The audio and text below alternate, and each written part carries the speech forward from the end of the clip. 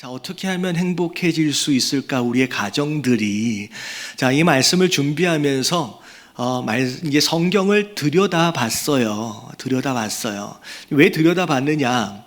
자, 행복한 가정이 되기 위하여 성경에 이 정도 가정이면 본이 되어지고 정말 모델이 되어져서 이 정도 가정이면 참 본받을 만하다 라고 생각되어질 만한 괜찮은 가정이 혹시 있는가라고 창세기서부터 말씀을 쭉 들여다봤습니다. 소위 믿음의 사람들이라고 하는 그런 주요 인물들을 중심으로 막 찾아봤어요. 근데 일단 결론서부터를 말씀드리면 아담과 하와로부터 시작된 첫 가정서부터를 시작해서 구약에 나와 있는 모든 가정을 들여다보니 우리가 딱 이 가정처럼 되면 좋겠다라고 본받을 만한 괜찮은 가정, 온전한 가정이 있었을까요? 없었을까요? 그럼 결론부터 말씀을 드리면 없었다는 거예요. 왜 이렇지 가정들이?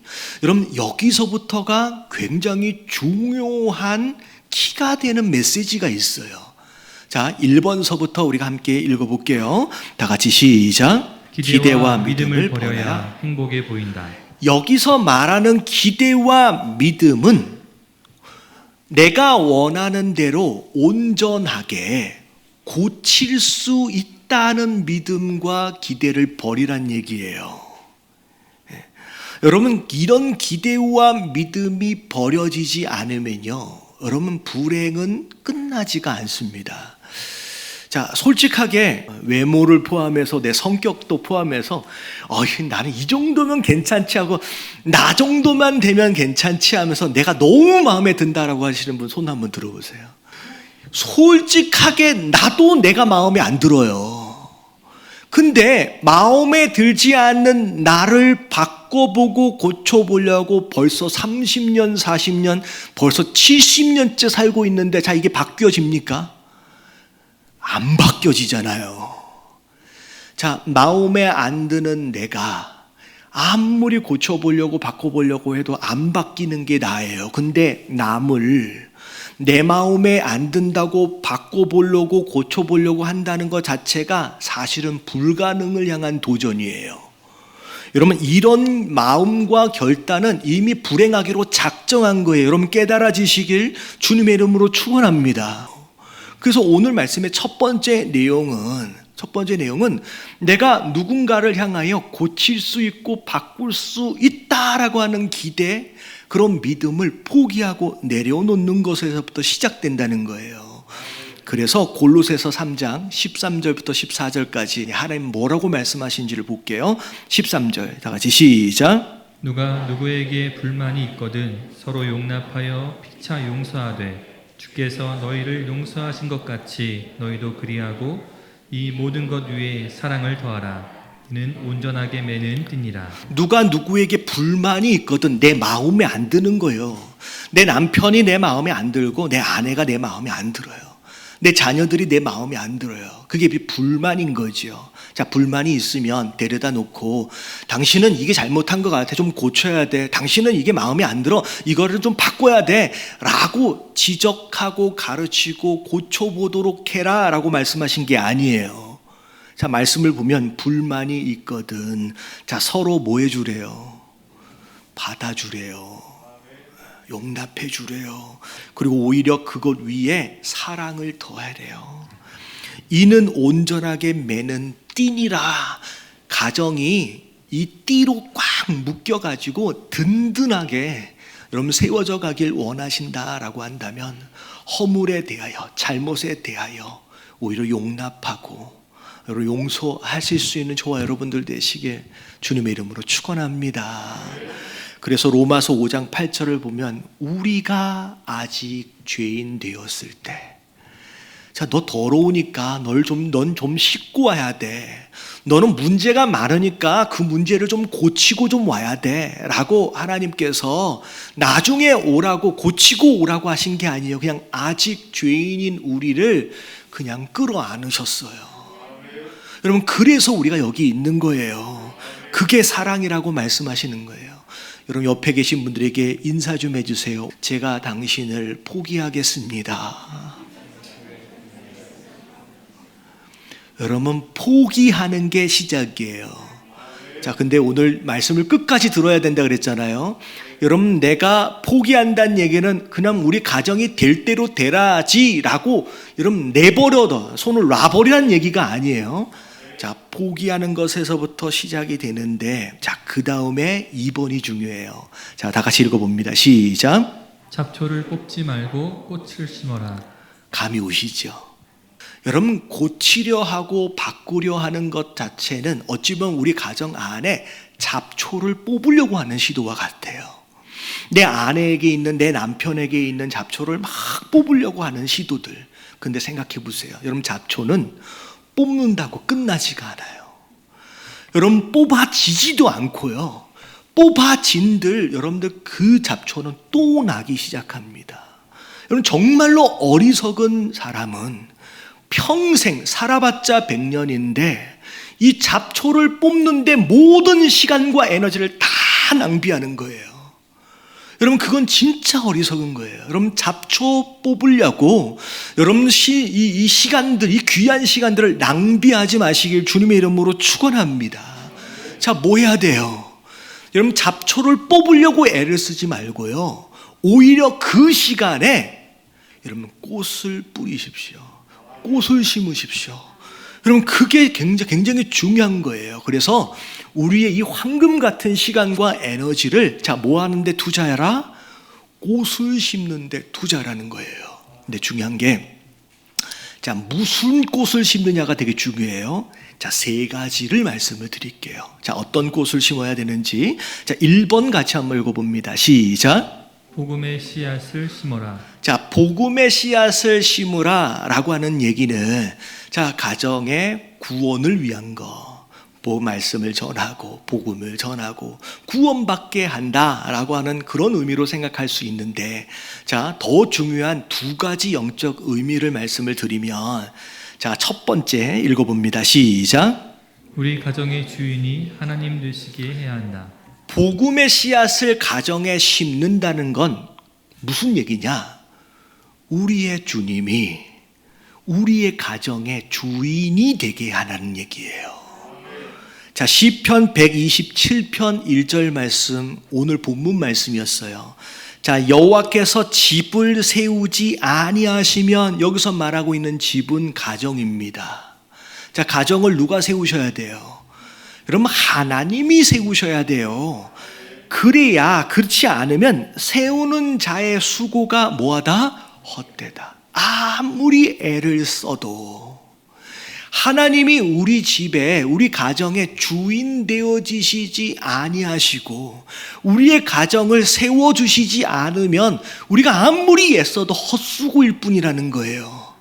여러분 가장 중요한 거, 우리의 가정의 주인이 하나님 되시도록 해야 돼요. 그분께서 우리의 가정을 세워가게 하시고, 혹시나 반드시 뽑아야 할 잡초가 있으면 여러분 내가 뽑는 게 아니에요. 누가 뽑으시는 거예요? 여러분 주인 되어진 그 하나님이 뽑으시는 거예요. 그리고 그랬잖아요. 집은 누가 청소한다 그랬어요? 여러분 손님은 청소하지 않습니다. 누가 청소해요? 주인이 청소하잖아요. 우리 가정 안에 더러운 것이 있어서 치워야 할 것이 있다라고 한다면 여러분 내가 할 게 아니에요. 우리의 가정의 주인 되시는 그 하나님께서 우리 집안의 쓰레기도 치워주시게끔, 우리의 가정의 잡초도 뽑으시게끔 그분에게 맡겨드릴 수 있어야 되는 거예요. 여러분 이게 복음의 씨앗을 뿌리는 가장 중요한 의미입니다. 여러분 우리의 가정이 여러분 하나님이 주인 되시는 가정 될 수 있도록을 위해서 여러분 포기하지 마시고 기도하시길 주님의 이름으로 축원합니다. 그리고 2번째 영적 의미가 뭐냐면, 자 2번 같이 한번 읽어볼게요. 시작. 영적으로 같은 편이 되어야 한다. 여러분 같은 편끼리도 사이좋게 지내는 게 진짜 어려워요.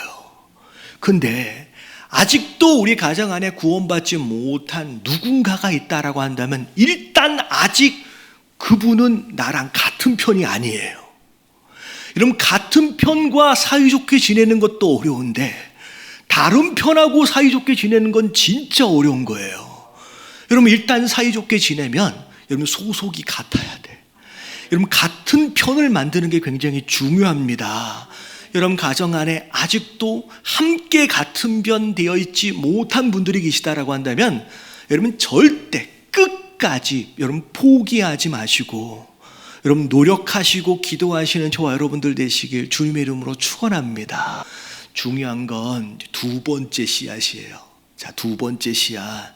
자, 이 두 번째 씨앗은 여러분 말씀을 통하여 우리가 지혜롭게 살아갈 필요가 있어요. 자, 2번 같이 한번 읽어봅니다. 시작. 존중과 헌신의 씨앗을 심어라. 자, 무슨 씨앗? 존중과 헌신의 씨앗. 자, 이게 뭐냐면, 자, 원래 제가 말씀을 준비할 때 원하는 사랑의 씨앗을 심으라는 얘기였어요. 자, 근데, 자, 남편 되어진 자들이 원하고 필요한 사랑과 아내 되어진 자들이 원하고 바라는 사랑이 좀 달라요.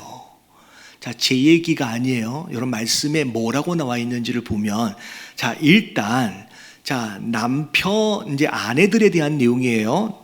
아내들은 어떻게 해야 되느냐. 자, 1번 같이 한번 읽어봅니다. 시작. 아내는 남편에게 존중의 씨앗을 심어야 한다. 자, 무슨 씨앗? 존중의 씨앗. 자, 이건 남편들이 원하고 남편들에게 필요한 사랑의 또 다른 표현이 존중입니다. 자, 이건 남편들이 아멘을 크게 하는 게 아니라 아내들이 이제 아멘을 필요해요. 아내들이. 자, 남편들에게 필요한 사랑은 존중인 줄로 믿습니다. 할렐루야. 이건 아내들이 들으셔야 돼요. 에베소서 5장 22절부터 24절까지를 보면 아내들이여 자기 남편에게 복종하기를 주께 하듯 하라. 자, 우리가 주님 앞에 순종하죠. 복종하죠. 자, 누구한테도 그렇게 해야 된대요. 남편에게도 복종해야 된대요. 자, 이는 남편이 아내의 뭐가 되었다? 머리가 되었대요. 자, 남편의 가정 안에서의 역할하는 부분이 있어요. 자, 남편을 가정 안에 특별히 아내의 뭐를 삼으셨어요? 머리로 삼으셨어요. 네. 그것으로 인하여 24절 끝자락에 보면 아내들도 범사에 자기 남편에게 복종하라 라고 말씀하시는데, 여러분 이 말씀을 여자분들이 들으면 상당히 마음이 불편할 겁니다. 여러분 잘 보세요. 가정은 롱런이에요. 여러분 하루 이틀 사는 게 아니에요. 여러분 길게 살면 50년, 60년까지도 함께 합니다. 여러분 길게 봐야 돼요. 잠깐 내 눈앞에 놓여있는 그 문제, 그 상황을 잘 해결하는 것보다 더 중요한 것은 뭐냐면 그 50년, 60년을 행복하게 사는 게 더 중요한 거예요. 예, 그 문제 잘못되어져도 그러면 그거보다 더 큰 걸 잃어버린다라고 한다면 여러분 그건 지혜로움이 아니에요. 여러분 말씀대로 사시길 주님의 이름으로 축원합니다. 항상 이런 얘기가 나오면 내 지혜와 하나님의 말씀이 부딪혀요. 살아본 결과 목사님 안 될 것 같은데요. 여러분 우리 인생을 만드신 하나님이 이렇게 사는 게 행복하다고 하셨으면 여러분 이게 설명서예요.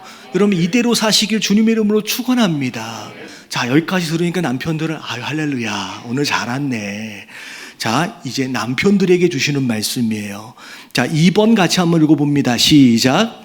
남편은 아내에게 헌신의 씨앗을 심어야 한다. 자, 아내가 원하고 아내에게 필요한 사랑은 헌신입니다.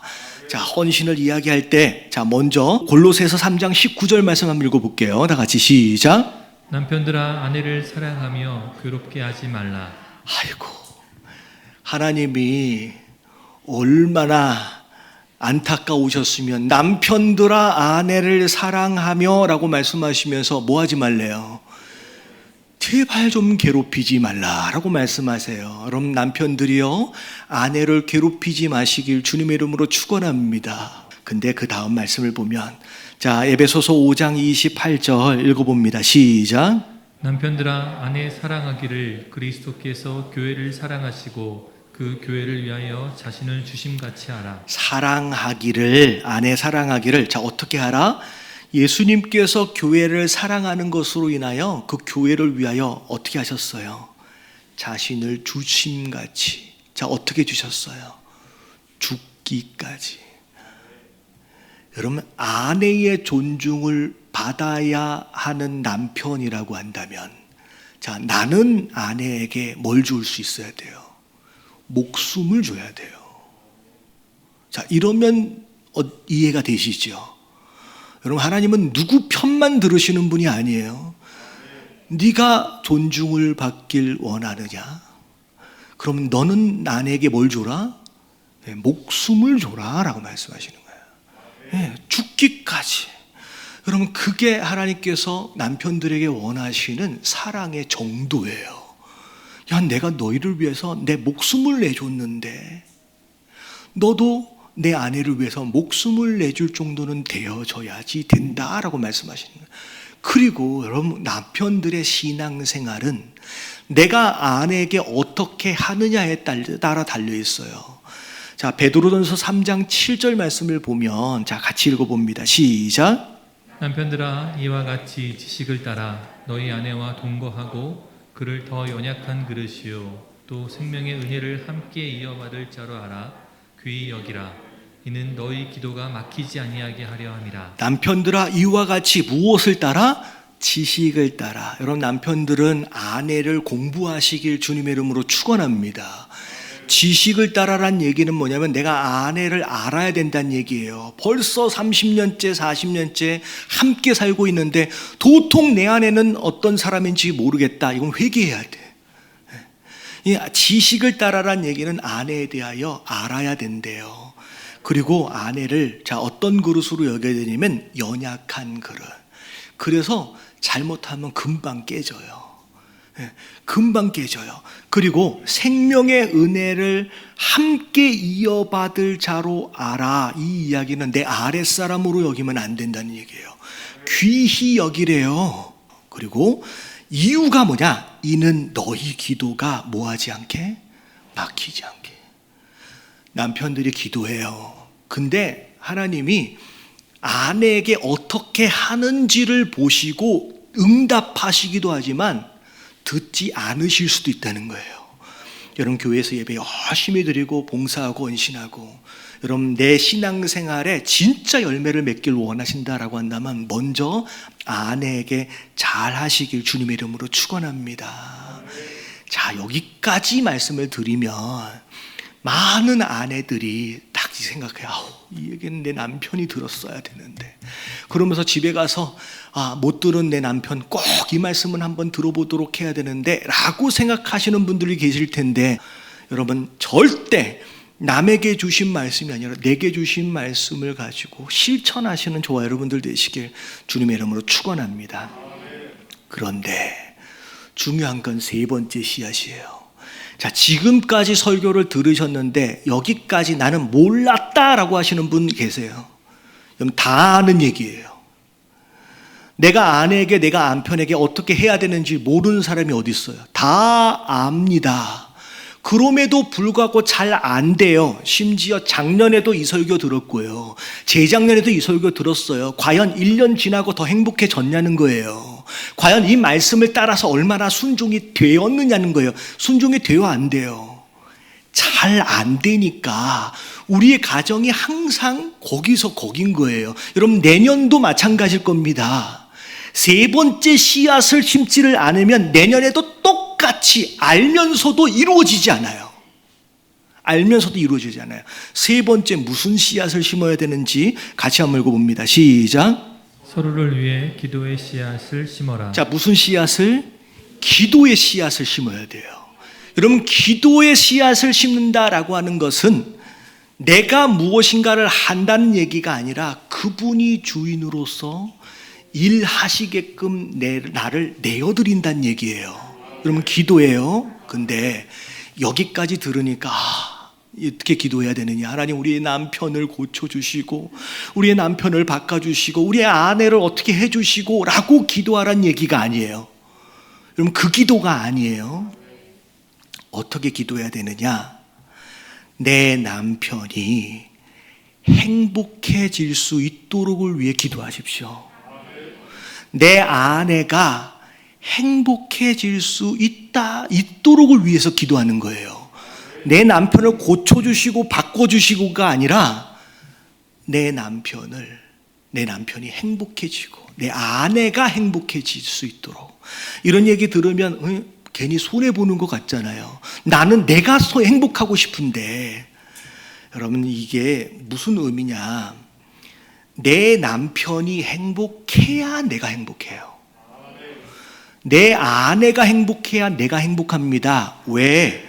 창세기 2장 22절부터 24절을 보면 우리 인생들을 만드시고 나서, 아담과 하와를 만드시고 나서, 둘이 짝지어 주시고 나서 하신 말씀이 뭐냐면 24절 다 같이 읽어봅니다. 시작. 이러므로 남자가 부모를 떠나 그의 아내와 합하여 둘이 한 몸을 이룰지로다. 자, 둘이 뭐가 됐대요? 한 몸이 됐대요. 한 몸이라는 것은 이런 거예요. 팔이 피가 나고 아파요. 근데 머리가 행복할 수 있어요? 없어요. 팔이 행복해야 머리도 행복해요. 머리가 지금 지끈지끈 아파요. 근데 팔이 행복할 수 있냐고요? 아니요, 그렇게 안 되는 거예요. 한 몸이기 때문에 팔이 행복해야 머리가 행복하고요. 머리가 행복해야 팔이 행복한 거예요. 그래서 서로의 행복을 위해서 기도하라는 얘기는, 자, 우리의 생각을 전환하라는 얘기예요. 자, 어떻게 전하라는 얘기냐면, 내가 내 남편을 만나서 지금 행복한가? 내가 내 아내를 만나서 지금 행복한가를 생각하는 게 아니라, 내 남편이 누굴 만나서, 나를 만나서 지금 행복한가? 내 아내가 나를 만나서 행복한가로 생각을 전하라는 얘기예요. 여러분, 그게 기도를 통하여 이루어집니다. 여러분, 기도하면 제일 먼저 변하는 것이 무엇이냐? 내 마음과 생각이 변해요. 여러분, 이게 하나님이 역사하시는 방법인데, 여러분, 내가 먼저 내 아내와 내 남편의 행복을 위해 기도하기 시작하면요, 그때부터 내 남편을 위해서, 내 아내를 위해서 내가 뭘 해야 될지를 하나님께서 보여주실 거예요. 자, 우리의 가정은 아까 지금 얘기했잖아요. 잡초가 되었든 뭐가 되었든 쓰레기가 되었든, 여러분, 내가 뽑으려면 되는 게 아니에요. 하나님이 만져주시고 세워가시는 거예요. 내가 기도하기 시작하면 하나님이 일하기 시작하시는데, 그 일하기 시작하는 과정 가운데 가장 먼저 변화되는 게 나입니다. 그게 뭘로부터 시작돼요? 기도로부터. 자, 오늘 숙제 내드릴 거예요. 자, 이게 어찌 보면 이번 주간의 숙제일 수도 있고, 5월 한 달 동안의 숙제일 수도 있고, 여러분, 내 아내를 위해서 뭘 더 해봐라, 뭐 해라, 내 남편을 위해서 뭘 더 해봐라, 안 해라, 그런 얘기를 하기 전에 일단 이 기도부터 시작하시길 주님의 이름으로 축원합니다. 진짜 이 기도를 시작한다라고 한다면, 여러분, 그때부터 변화가 내 안에서부터 일어나기 시작할 거예요. 옆에 있는 분들에게 인사 좀 해주세요. 숙제는 해야 하는 겁니다. 여러분, 이 숙제를, 기도하는 숙제를 여러분 하시는 분들은 그 기도를 통하여 반드시 여러분들을 가정 가운데 행복을 선물로 주실 줄로 믿습니다. 그리하여 여러분, 내년 이맘때 여러분 이 비슷한 설교를 또 들으시게 될 텐데, 그때 그래도 1년 동안 조금 나아졌네 라고 하는 모습으로 인하여 감사하실 수 있는 저와 여러분들 되시길 주님의 이름으로 축원합니다.